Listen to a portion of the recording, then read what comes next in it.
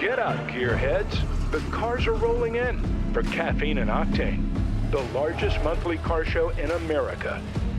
Fill up on some coffee, top off the octane, and head on down. The cool thing about the exotic show, you see some cars that you never, ever see otherwise. It didn't sound like any Aston Martin I've ever heard. Yeah, I mean, it's got a little something done to it. Oh, yeah. A cup car at Caffeine and Exotics. This is awesome.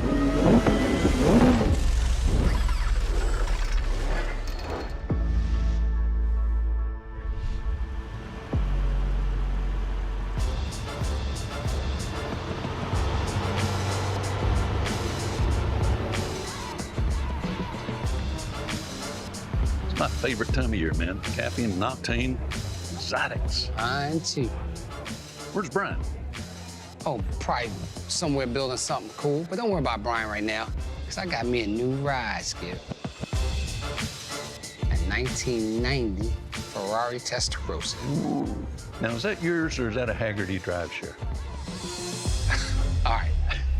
It's a Haggerty, but it's mine today. That's all. I rented it. That's all. It's mine. Well, not trying to top you, but my Ferrari, I think, is a little more special. Then my Testarossa? Yeah.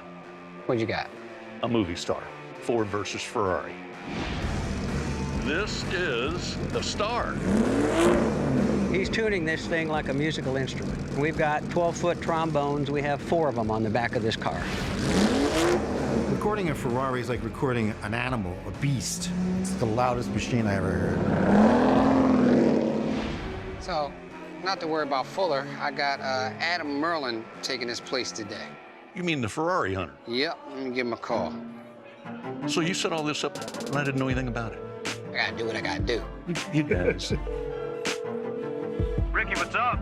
What's going on, man? Where you at? We're down here at the coffee shop waiting on you. Yeah, slight change of plan. I'm just gonna meet y'all down there. What do you mean meet us down here? He was supposed to meet at our The plan is place. to meet us here and we all go together.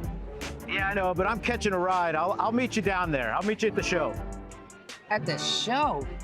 Man, trust me, it's worth it. I'll see you there.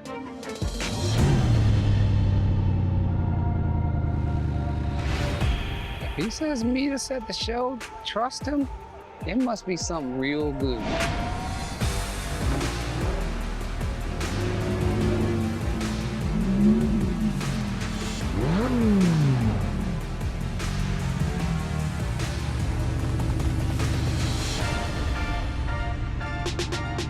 What the heck? Wow, look at the lines on that thing. Oh no. That ain't right, Skip. No, that ain't right. Now, that's what I Adam. call making an entrance. Adam, what are you doing? I told you it was gonna be worth it. Oh my God, not a Koenigsegg. This thing is absolutely incredible. This is crazy. We gotta go find our own cars Yeah. now.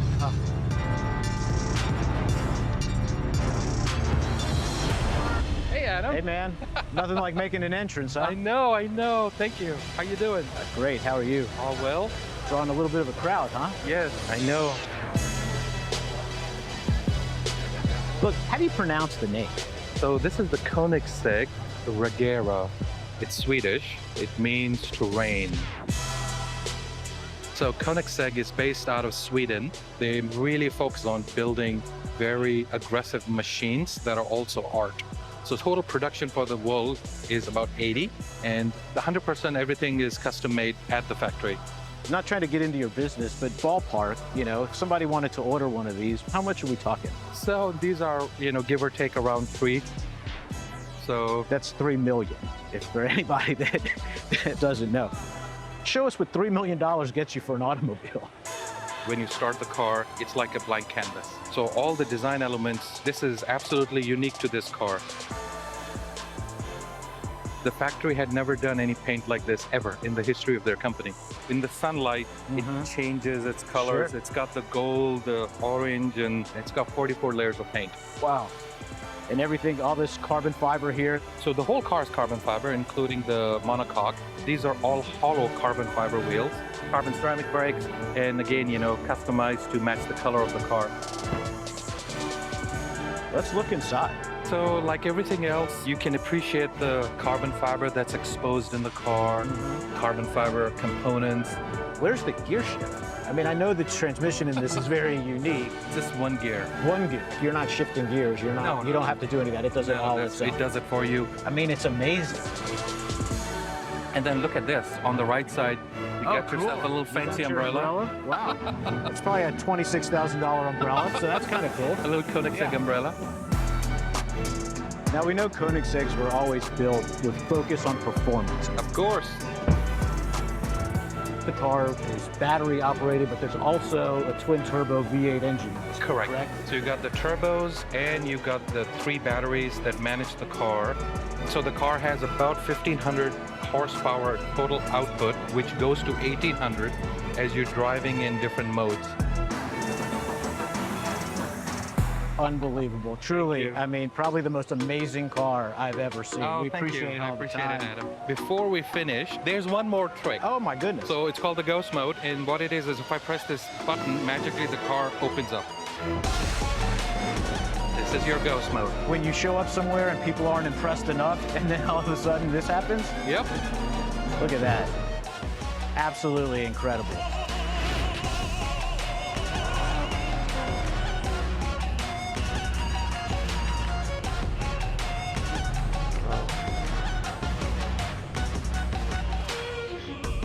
So wait a minute. A Porsche and a Porsche bicycle. Oh, I get it. You got to coordinate. I like that. Want to go for a spin?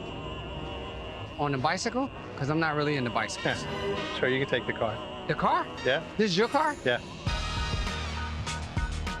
Now, I like the coordination. I got to give you that. You got the Porsche bike rack, the Porsche bicycle on the Porsche what? Because see, I thought it was an older car, but I get inside, you put a new interior in an old car, I don't get it. It's an 06 C2S, Carrera S, and growing up in the 70s and the 80s, I'll always loved the Pasha material, which was real prominent in the 70s and the 80s, and I was lucky enough to find some original material in Germany, and it's my interpretation of a 73 RS. Probably as close as I'll ever get to owning one. So this is crazy. So you added the light blue to the outside? Kind of a hint of the old 70s graphics, ducktail like the original 73 RS. Yeah, I like that. So the bicycles, is it just for looks? Well, they're from 98, 99, and they were way too expensive for me to buy back in the day, but I hunted a couple down, and I thought it'd be cool to match the car. The Bike S is a bunch suspension, and then over here... Did you say the Bike S? That's called a Bike S. No way.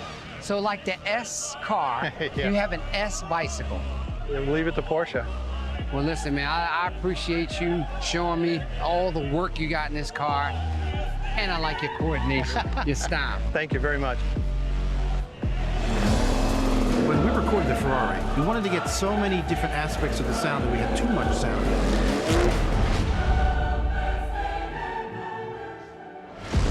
Caffeine and Octane is brought to you by Haggerty. Let's drive together.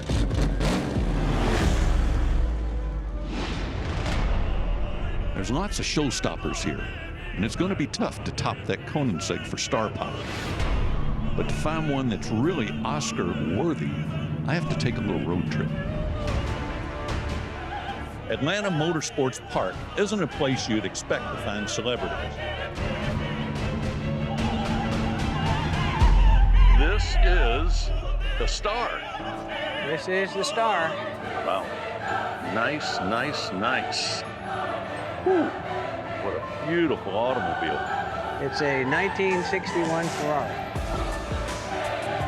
Basically, it's been rebodied to look like a 1959 Testarossa. Testarossa. TR59. The Testarossas we see today don't look anything like this. No, they came out in 57 and 58 cars. They had a little different front end. Phenomenal lines on it. And basically, a Ferrari V12 is two inline sixes bolted together. They have their separate distributors and coils.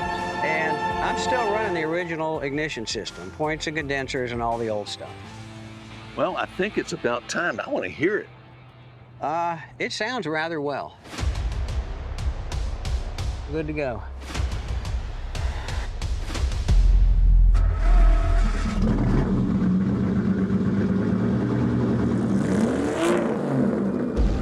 let's see if we can have some fun here. Absolutely. This is a car you've never seen before, but many, many people have heard it.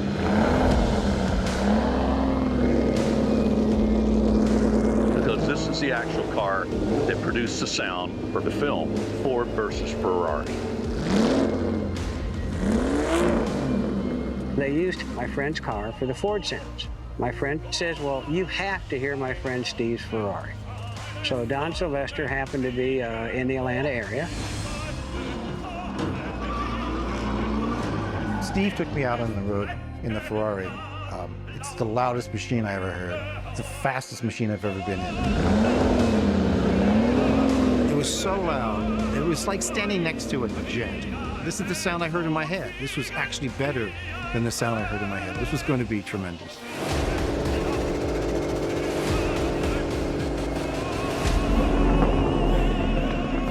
One of our goals in the movie was to make sure that when you saw the Ferrari, you heard the Ferrari, that you knew that that sound belonged to the Ferrari. So you could pick it out among the other cars in the race.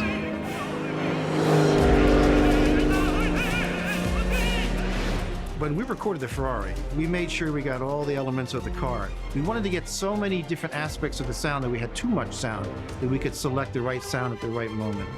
The car's got 16 microphones on the car. They've got microphones between the carburetors, all over the engine compartments. They ran some underneath the car. They had them on the back of the car.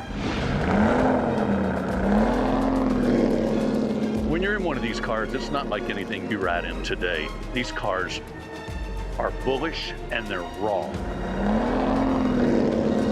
Recording a Ferrari is like recording an animal, a beast.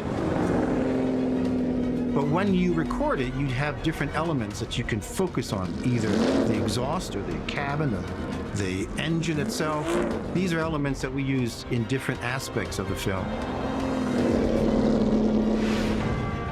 Don's animal instincts were right, and Hollywood took note, honoring Don's sound editing as being a cut above the rest. Seamlessly utilizing Steve's car as the sound of the Ferrari in the film. Well, I never thought I'd win an Academy Award. I have to be honest with you, it was probably one of the most amazing experiences of my life. It's still hard for me to imagine that it happened. It's something I can't describe. It's a great honor. I've seen the movie Ford versus Ferrari, obviously, more than once. And I personally think it's a really good movie. Of course, in my opinion, there wasn't enough Ferrari in the movie. To me, all of the Italian race cars from the 50s, early 60s, I mean, the bodies on them are just, they're works of art. You know, to this day, they're just beautiful.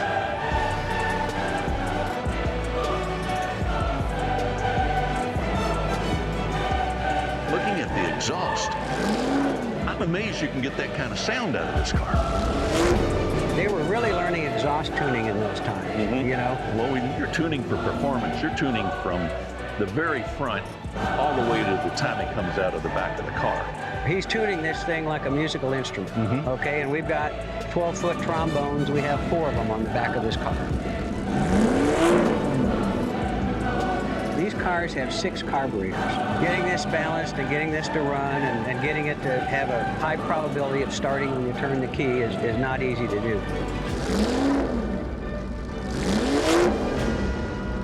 Next time you see the movie, think about this. This is as much a star as the car that was used. This is that raw sound that you got.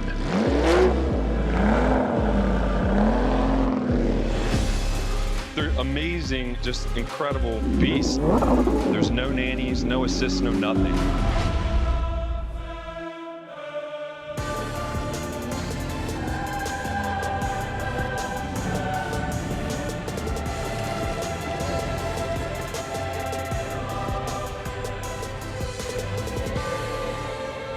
I've been walking by this car all day. It is absolutely gorgeous. I'm Skip. Keenan. Nice to meet you, Keenan. Pleasure, sir. Tell me about your car, man. It's not like any of them I've seen before.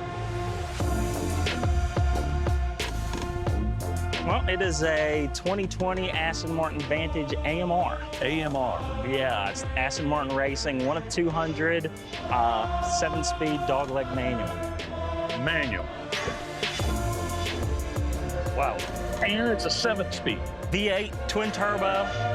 It's got a Mercedes AMG engine in it, but I actually had it tuned by Platinum Automotive. When you pulled up earlier, I heard that. That didn't sound like any Aston Martin I've ever heard. Yeah, I mean, it's got a little something done to it. Oh, yeah.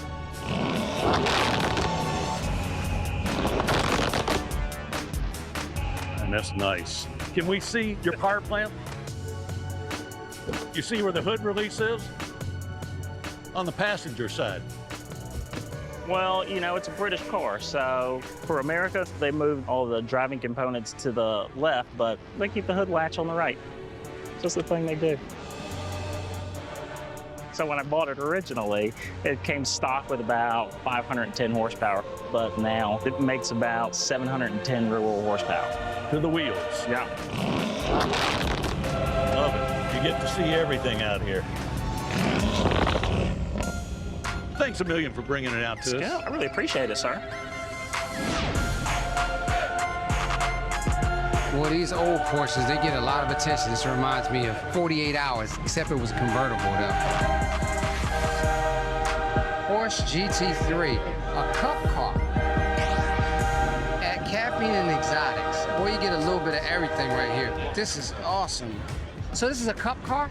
That's right. It's a 991.2 GT3 Cup car. 991.2. That's right. When Porsche comes out with their 911s, they typically have a first version and they have a refresh. So this is the refresh gen. They're amazing, just incredible beasts. This is a non-ABS, no TC car. So the reason it's such a challenging race series with these cars is because it's all the driver. There's no nannies, no assist, no nothing. All these cars are gutted, roll cage, gutted and everything. Yeah. So how much does this car weigh? 2,600 pounds. 2,600? Yeah, so it's, I mean, you look in there, it's pretty plain and simple. There's not a whole lot going on in there. So the power to weight ratio on this thing for 485 horsepower for a 2,600 pound car, so it's crazy. And it's a 6-cylinder, right? That's right, flat 6, man.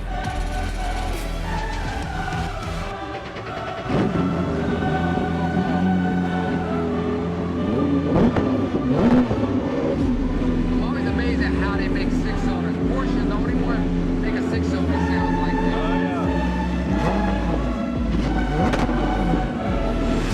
Wow, look at this. Looks like a 356, but not any 356 I've ever seen. What is this?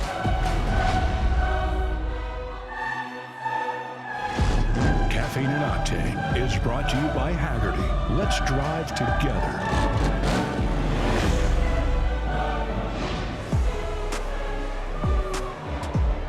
The cool thing about the exotic show is that you see some cars that you never, ever see otherwise. Truly some spectacular, one-of-a-kind cars. But we all know I have a soft spot in my heart for Ferrari. We have Wade here, our master Ferrari technician. Wade, how are you? This might be my favorite car of all time. A 1982 Ferrari 512 BBI. This was the predecessor to the Testarossa. They made 1,000 of these in its entire production run, and we all know I'm all about originality. But this car is really special. The original owner of the car wanted some upgrades, so it's what we call a resto mod. Originally, they were a little bit lazy when you take off because they had the transmission geared where you were more top speed. So we modified the engine with different pistons with a little more compression. We changed the valve job and the way the valves are in the head. We changed the camshafts, which upped the horsepower and the torque, so it actually takes off a little faster than it did before. The insulated panel on the rear there, they don't do that, so it would melt the taillights sometimes. We just decided to do the insulation to keep that from happening. That right there is worth every dollar. It's just absolutely amazing.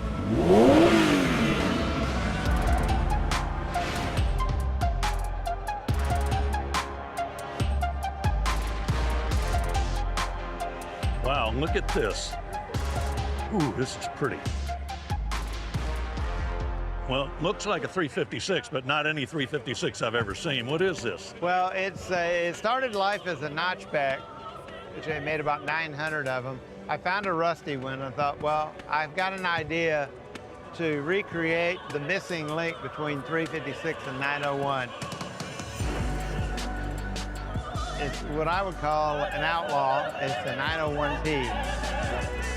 The designer in Germany was Erwin Kamita, and he built a car like this in 1953. So they actually built one of these? They built one similar. I mean, obviously I've taken some freedom to do it my way. We widened the car from 2 inches in the front to 6 inches in the back so we could get bigger tires under it.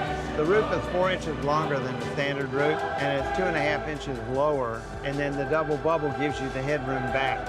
It's comparable in performance to a 911 RS. Really? We took a 3.8-liter RSR motor, and we made a 4-cylinder out of it. You took a 6 and made a 4 out of it? Yep. And then it's all Motec, twin plug, fuel injected, 250 horse. Wow. Interesting features inside. I started off with that seat. I said, let's build a car around these seats. Those are out of a 911 ST. We fabricated this dash to look like a speedster dash. And you have a wooden shift knob on it. That's a 917 shift knob. Man, this is really, really done well. Can you open this up? This looks like you've done a lot of work here as well. Under here, we made a gas tank for it. Wonderful. Show us what you have up here. Well, these windows were in the back seat kind of rattling around. I said, you guys have to put them in a leather bag or something to keep them from rattling around. This is what they came up with. Oh, what a nice touch. Those windows come out and they slide in the back. That's awesome. Well, it's certainly a beautiful, beautiful automobile. Well, thank you for it. Thanks a million for bringing it out. Thank you very much.